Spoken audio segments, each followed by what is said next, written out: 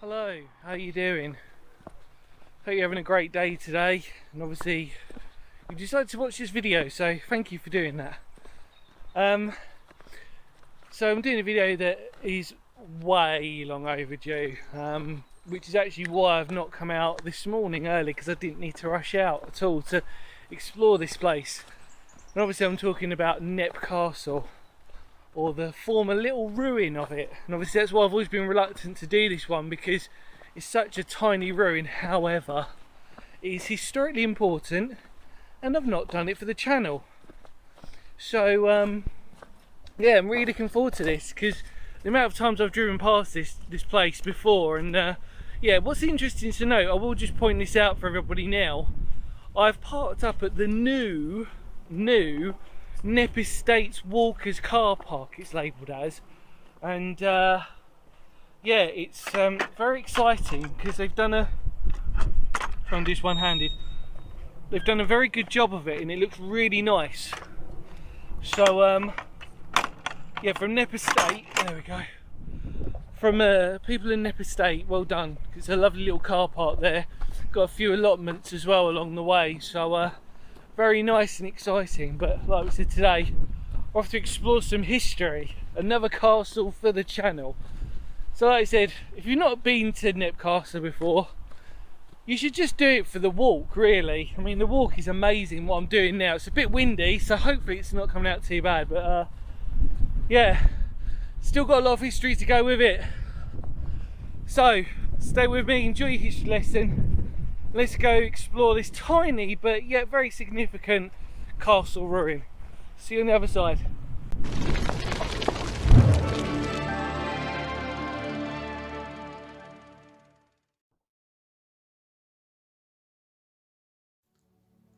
Throughout my life, I've always felt that ruins of castles have a certain charm and mystery about them. It's why I'm always drawn to them more than the complete article, because the first thing we question when seeing such a ruin is how it ended up in the condition that it's in. So no greater example of this is Knepp Castle. Old Knepp Castle, as it should be referred to because of the more modern 19th century mansion known of the same name, is situated near West Grinstead in Sussex, and was built around the early 12th century simply as a motte castle, and was built by William de Braose, Lord of the Rape of Bramber, who was one of the most powerful supporters of William the Conqueror. And because of this, its original purpose was to be as a fortified retreat from Bramber Castle.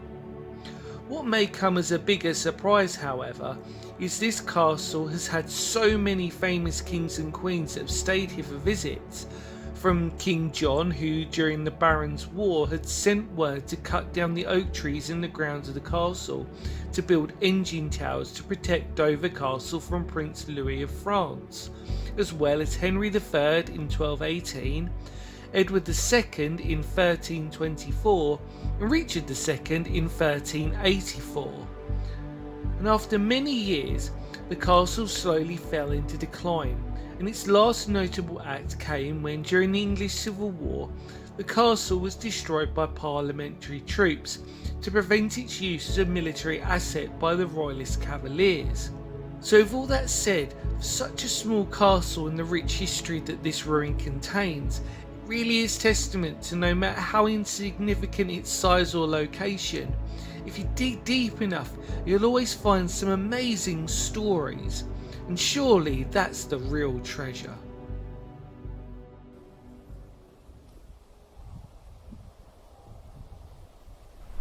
Welcome back. Hopefully you enjoyed the history lesson. I thought I'd just talk, actually, strangely enough, about the walk itself. Now, from the car park, I actually bought one of these just to show you, but I was kind of alright because I kind of knew where I was going. But you can get one of these Knepp Wildland footpath maps, and actually what you'll find doing this very roughly, it will open up properly, and you'll find that it comes with two different predominant paths. One's the red one, like that. Again, it's very windy, so I apologise, which gives you where the ruin is. But if you flip it over, there's a few other different multiple routes that really you can also take, not necessarily to the castle, but gives you some other waypoints as well along the way, like the Countryman pub, the campsite and the shop and cafe. Sorry if that's not coming out. But what you'll also find is what's really useful is, again, this is only for people who've never been here before. If in doubt, follow the red markers that are significantly placed everywhere. And again, I applaud the, applaud sounds very sarcastic, I am very grateful for Knepp Estate for pointing those out, because it just makes it so much easier. Now the only tricky thing is, and I will say this is a minor sort of little thing for everybody, I knew, how should I word this? I knew the original car park, which was obviously termed as would be probably the Walker's Park originally, where you actually come through anyway. But the new one, although it does give you a sign for the footpath, make sure you get a map which will be located as of recording this on the old car park. You walk through the old car park. Hopefully that makes sense to all of you. So you go through the new one to walk to the old one, and then you can grab one of these maps. But for today, because I'm coming back the same way, and I didn't really need this today, to be honest, I'm going to put this back in the box. But I wanted to show you it for an example of really where you need to go, because what you'll find, and I found this out from when I, a previous visit here, was that Google Maps, if you do it via Google Maps, there's no point, it will get you more confused. So I thoroughly recommend if you get a map, and then it will take you here to the ruins. So I thought I'd just talk about that if you ever want to visit this place. But what I will suggest though is, don't do what I'm going to do today, which is just go solely to the castle. Obviously I'm making a video for you lot, aren't I? Please, I encourage you, if you're in the area, go for a really nice walk around here, and from experience, this area is beautiful in any season. And I really, if you know me and you know my channel, if I say that about a place that's beautiful in any season, that's basically telling all of you lot to come down here no matter what, whenever. When it's autumn, whether it's winter. So we're now, of recording this, we're at the tail end of winter.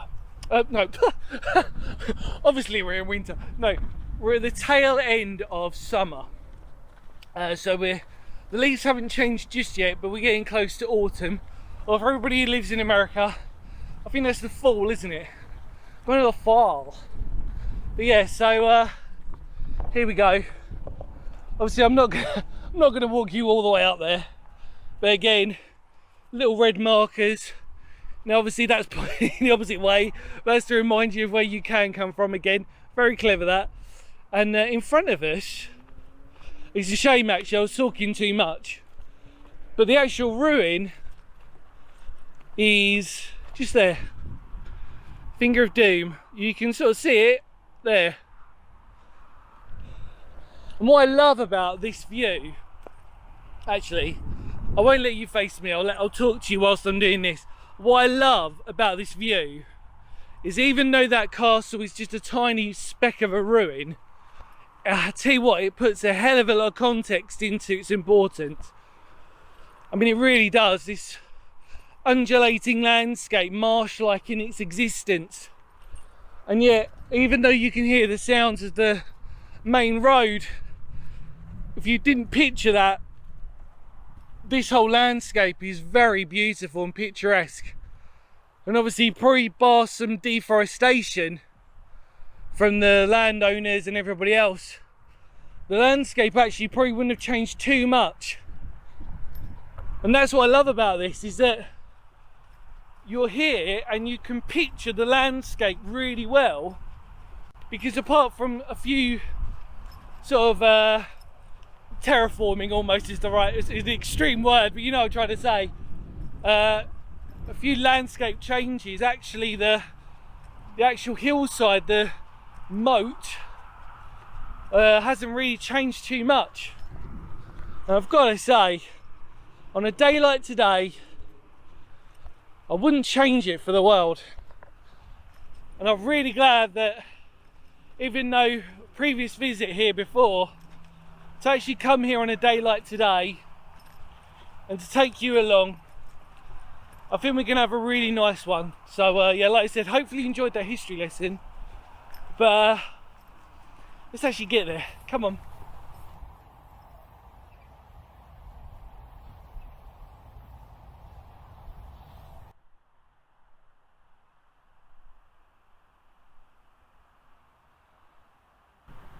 Hello and welcome back. So, we've made it. I was admiring the trees. It's amazing again in different seasons how things look, and the devastating landscape that we live in. And we're so lucky where we are. We're in, obviously I mentioned before, but we're in West Sussex.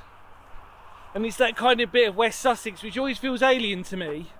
Because if you look on a county map, it's West Sussex that kind of goes over the top of East Sussex, and is obviously where Surrey is, so it's kind of a bit of a weird bump where we are really, Horsham area, etc, etc. But yeah, believe me, it's a nice little hill climb.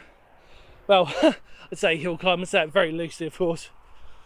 Obviously, as I've mentioned many a time before, I'm old, so any form of gradient will feel like a hill to me. Obviously. But yeah, look, here we are. This tiny insignificant wall that stands out in this amazing bit of landscape. It's so spectacular. You know, it's one of them classic cases in point that even though there's not much here, this really is just a poignant reminder. But what you've also got to imagine is, you can see, in comparison of how thick the walls are, all of this has been rubbed away. You know, imagine that.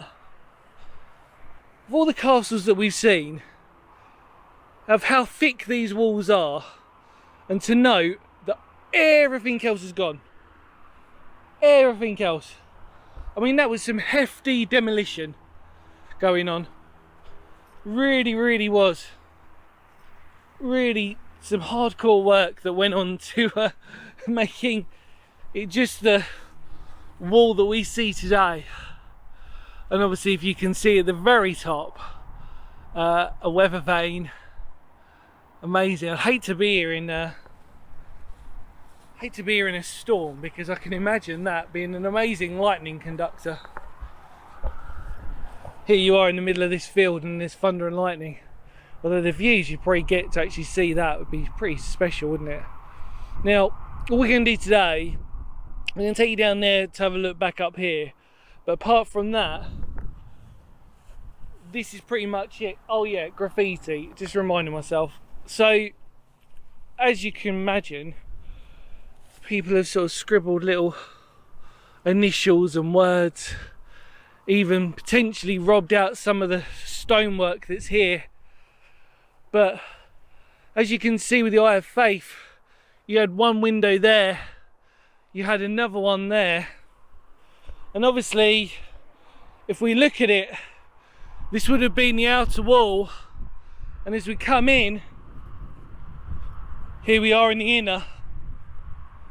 Look at that though for a view. Spectacular, isn't it? So pretty. Really is.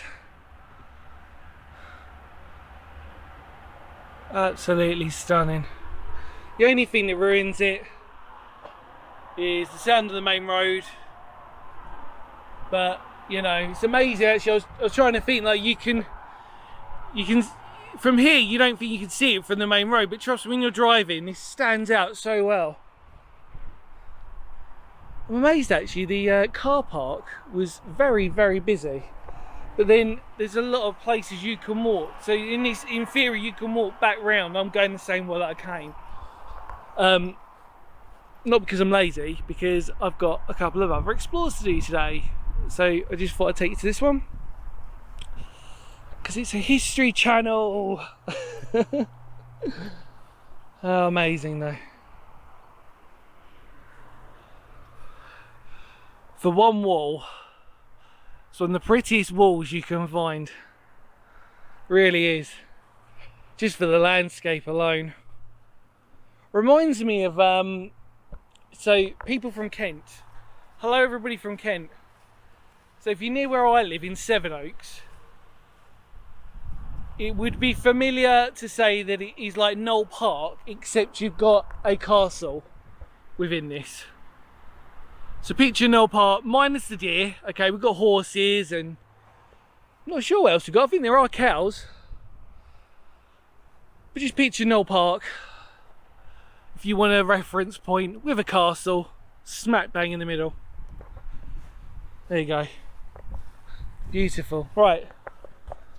What I'd like to do is take you down that way, just to give you a reference point, and then we're pretty much done. So come on, let's go.